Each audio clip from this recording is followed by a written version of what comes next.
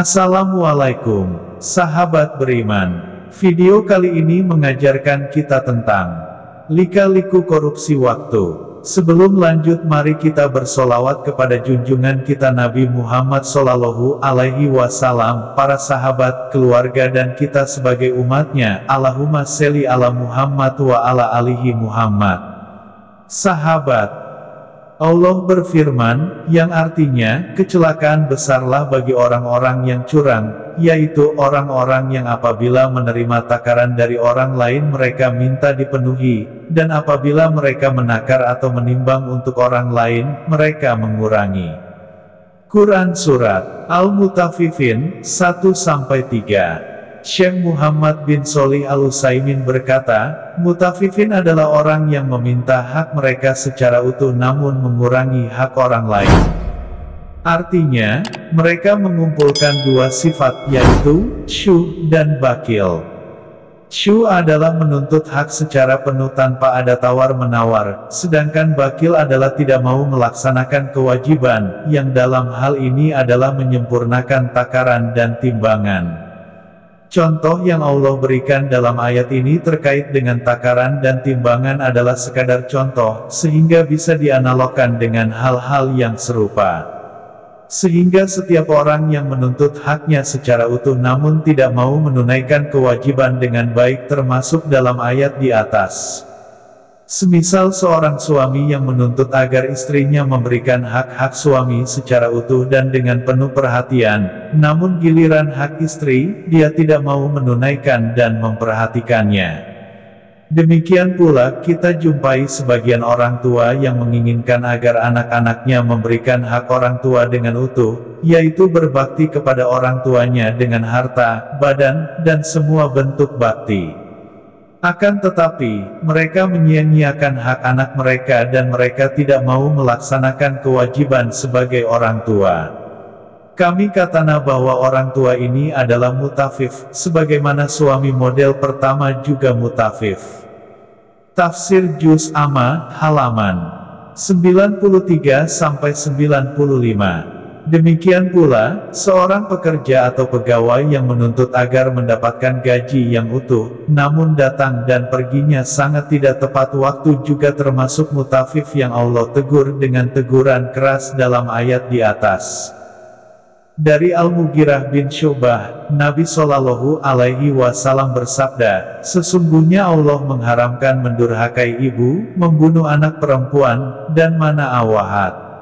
Hadis riwayat Bukhari nomor 2408 dan Muslim nomor 4580. Yang dimaksud mana'awahat adalah tidak mau melaksanakan kewajiban atau meminta hal yang bukan haknya. Seorang pegawai yang tidak menunaikan kewajibannya dengan baik, semisal dalam hal disiplin waktu, namun menuntut kompensasi yang lebih tinggi daripada pekerjaan yang dilakukan, dikhawatirkan termasuk dalam hadits di atas. Syekh Abdul Muhsin Al-Abad, pakar hadits dari kota Madinah saat ini, mengatakan, setiap pegawai dan pekerja wajib menggunakan jam kerjanya hanya untuk mengerjakan pekerjaan yang menjadi kewajibannya. Tidak diperbolehkan menggunakan jam kerja untuk urusan lain selain pekerjaan yang menjadi kewajibannya. Tidak boleh memanfaatkan seluruh jam kerja atau sebagian jam kerja untuk kepentingan pribadi atau kepentingan orang lain, jika tidak ada hubungannya dengan pekerjaannya. Sesungguhnya, jam kerja tidak lagi menjadi milik pegawai atau pekerja tersebut, namun milik pekerjaan dengan kompensasi gaji yang didapatkan dari pekerjaan tersebut. Kaifa Yu'adi Al-Muwazzaf Al-Amanah, halaman 4. Al-Mu'ammar bin Ali bin Al-Mu'ammar Al-Baghdadi pernah menasihati Nizamul Mulk, seorang menteri di masanya di Masjid Jami Al-Mahdi. Di antara nasihat beliau, telah dimaklumi bersama, wahai pemuka Islam, bahwa setiap orang memiliki pilihan tentang apa yang diinginkan dan apa yang akan dilakukan. Jika mau maka dilanjutkan, dan jika tidak mau maka berhenti di tengah jalan. Adapun orang, dia memiliki jabatan tertentu, sehingga dia tidak memiliki hak pilihan dalam keinginan dan tindakan yang akan dilakukannya, karena orang yang memiliki jabatan di pemerintahan itu, pada hakikat adalah buruh yang telah menjual waktunya dengan kompensasi gaji yang diterima. Oleh karena itu, waktu siang hari, jam kerja tidak bisa dipergunakan seenaknya sendiri. Dia tidak boleh melakukan salat sunnah dan beriktikaf sunnah pada waktu jam kerja sehingga dia tidak memikirkan dan mengatur hal-hal yang menjadi kewajibannya. Hal itu dikarenakan, amal-amal tersebut bernilai sunnah sedangkan pekerjaan adalah kewajiban yang harus dikerjakan. Engkau, wahai pemuka Islam, meski engkau berstatus sebagai menteri namun hakikat engkau adalah pelayan masyarakat. Negara telah menggajimu dengan gaji yang besar supaya engkau menggantikan tugas negara di dunia dan di akhirat.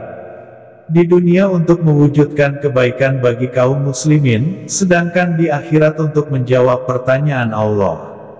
Engkau akan berdiri di hadapan Allah, lalu Allah akan berkata kepadamu, telah kuberikan kekuasaan kepadamu untuk mengatur negeri dan rakyat, lalu apa saja yang telah kau lakukan untuk mewujudkan kesejahteraan dan menegakkan keadilan.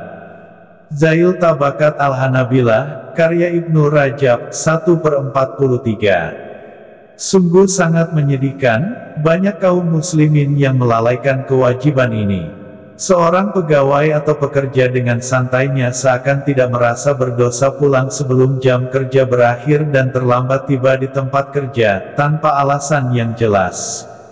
Demikian pula, seorang guru namun jarang masuk kelas untuk menunaikan kewajibannya sebagai pengajar. Demikian, semoga bermanfaat, jadikan hidup kita lebih bermakna dengan meningkatkan iman dan takwa kita kepada Allah. Sekian dan terima kasih, tunggu kisah-kisah Islam berikutnya. Penulis Ustadz Abu Ukasya Aris Munandar.